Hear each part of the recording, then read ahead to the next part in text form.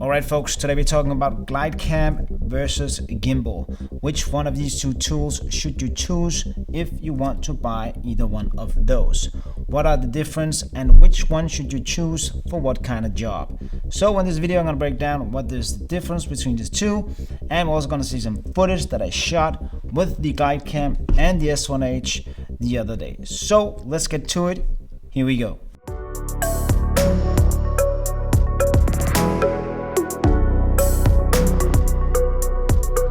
Folks, first off, I just want to say thanks to all of you guys who subscribes and to all of you guys who actually pays for some of the download things I have, which is totally free. So thanks for that. And if you're new here and want to learn more about filmmaking with motion, remember to subscribe. Alright, let's talk about it, the Glidecam versus Gimbal. So right now the Minite is super popular. It's a gimbal combined with the Glidecam, and I made two videos. You can go back and see them afterwards. I will link them down below and in the end of the video.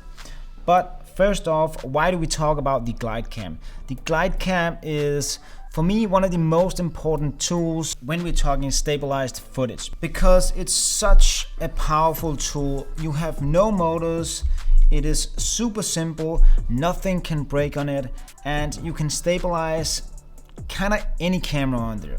This is the Devin Graham series from Glidecam, and I think it can take about 6 kilos, and that is more than enough for what the setup I have. I have the S1H. This is totally basic with my cage, and I just slapped this one on here.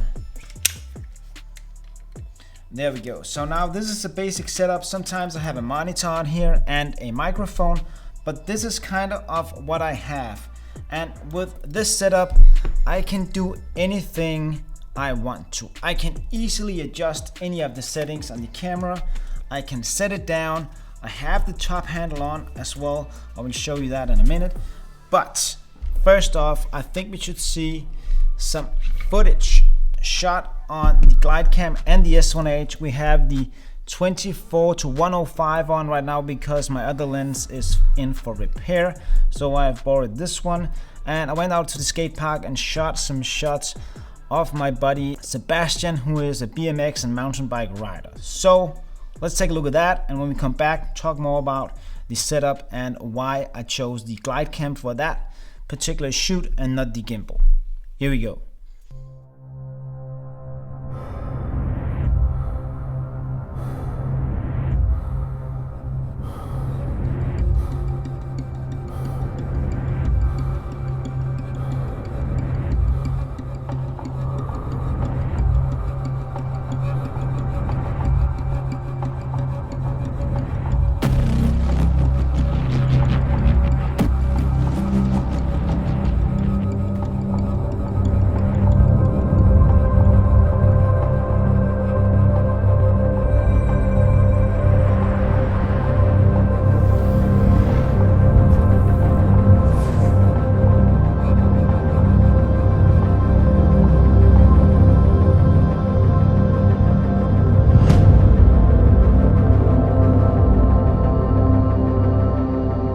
So that was the footage, and it was shot 120 FPS 1080p on this exact setup.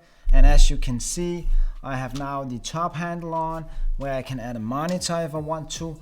The S1H with the Glidecam Devin Graham series. Pretty great setup. So why did I choose the Glidecam and not the gimbal for this particular shoot? Yes, let me break it down. There are two main reasons.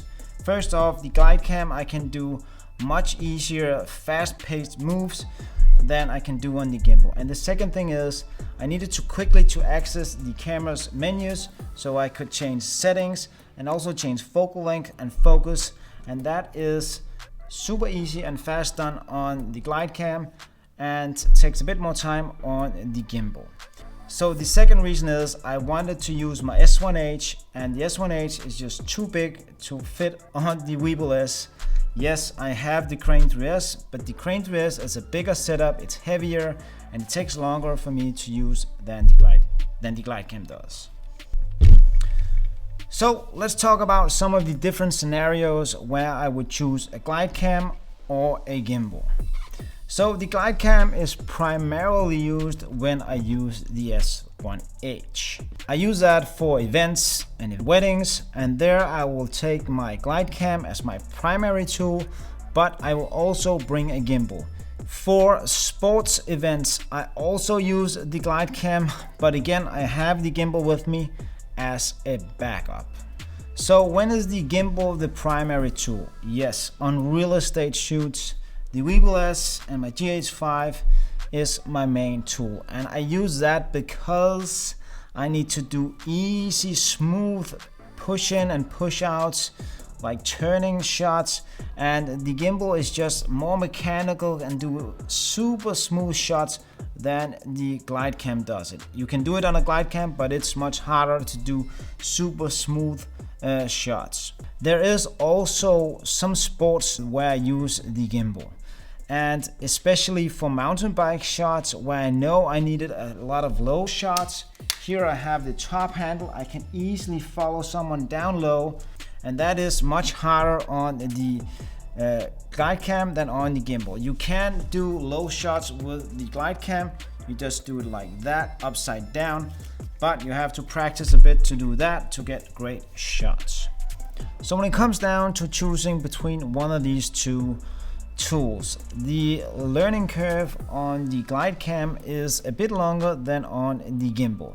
But I will promise you one thing, and that is, if you learn the Glidecam, you will be a much better gimbal operator, because a lot of the techniques used on the Glidecam can easily be transferred to the gimbal, and you will get much better gimbal workflow once you master that.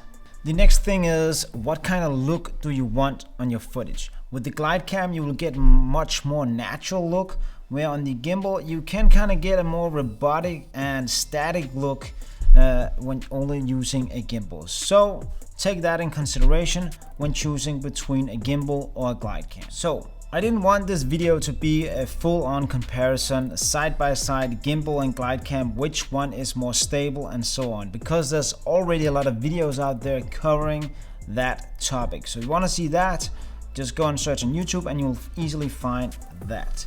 What I wanted is, I wanted a video just stating what are my preference and what I think is the best fit when using a Glidecam and a gimbal. Not saying that you can't use a Glidecam for a real estate shoot or a gimbal for a wedding.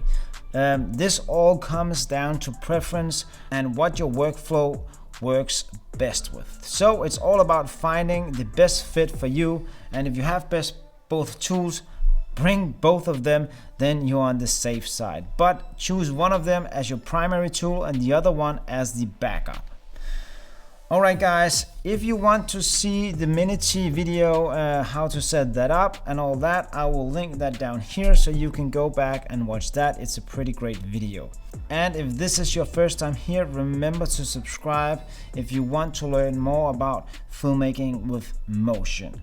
Alright, that is it. If you got any further questions, just drop them down below and I will answer as good as I can. The next thing is, remember to stay creative, and if you can, go out and shoot some dope videos. See you next time. Bye!